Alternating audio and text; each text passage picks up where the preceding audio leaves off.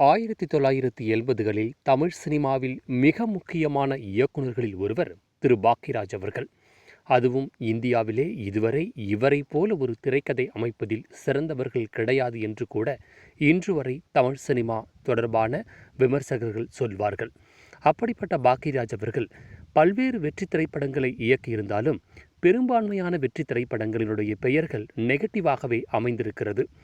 நாமெல்லாம் ஒரு படம் பாசிட்டிவான ஒரு தலைப்பு இருக்க வேண்டும், நெகட்டிவாக இருக்கக்கூடாது, அது நல்ல ஒரு வெற்றியை தராது என்றெல்லாம் யோசிப்போம். ஆனாலும் நெகட்டிவான அதிகமான தலைப்பை கொடுத்த ஒரு இயக்குனர் மிகப்பெரிய வெற்றியை கொடுத்திருக்கிறார் என்பது ஆச்சரியப்பட வேண்டிய விஷயம்தான்.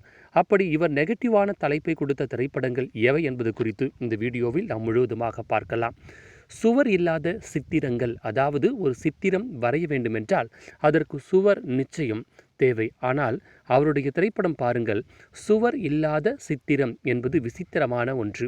அடுத்தபடியாக இவர் ஒரு கை ஓசை, அதாவது 2 கைகள் சேர்ந்தால்தான் ஓசை கிடைக்கும், ஆனால் ஒரே கையின் மூலமாக ஓசை கிடைக்கிறது. அடுத்த படம் மௌன கீதங்கள். கீதம் என்றாலே ஒலி அல்லது இசை அல்லது ஏதோ ஒன்று கேட்கக்கூடிய ஒன்று, ஆனால் அது மௌனமான கீதங்கள் அப்படின்னு சொல்லியிருக்கிறாரு. அடுத்த திரைப்படம் இன்று போய் நாளை வா, அதாவது இன்றைக்கி வந்தீங்களா, இன்றைக்கி திரும்பவும் போங்க, நாளைக்கு வாங்க அப்படின்னு வந்தவங்களுக்கு ஒரு மகிழ்ச்சி தராத ஒரு செயலாகவே இருக்கிறது.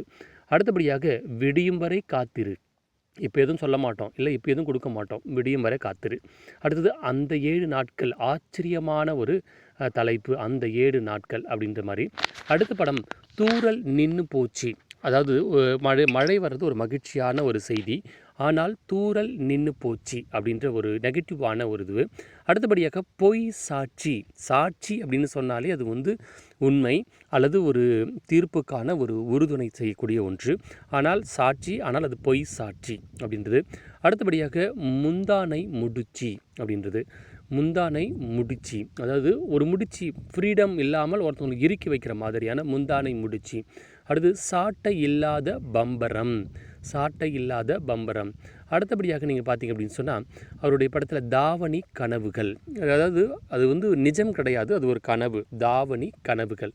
இந்த மாதிரி அவருடைய திரைப்படங்களில் நெகட்டிவான அர்த்தம், அதாவது எதிர்மறையான அர்த்தம் கொண்ட திரைப்படங்கள் பார்த்திங்கன்னு சொன்னால் அதிகமான அந்த தலைப்பில் இயக்கியிருக்காரு திரு பாக்கியராஜ் அவர்கள். ஆனால் இந்த அத்தனை திரைப்படங்களும் தமிழ் ரசிகர்களால் தமிழ் சினிமாவில் கொண்டாடப்பட்ட திரைப்படங்களாகத்தான் இன்று வரை பார்க்கப்படுகிறது. அப்படி வெற்றிகரமான திரைப்படங்கள் கொடுத்த இவர், ஆனால் தலைப்புகளில் நெகட்டிவாக இருந்தாலும் அதை மிகப்பெரிய வெற்றியாக மாற்றியிருக்கிறார் என்பது ஆச்சரியப்பட விஷயம்.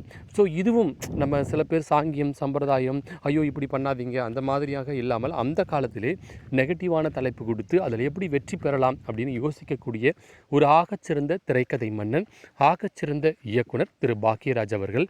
80களினுடைய அன்றைய தமிழ் சினிமாவினுடைய ரசிகர்களுக்கு மிகப்பெரிய தீனியை போட்டவர் திரு பாக்கியராஜ் அவர்கள்.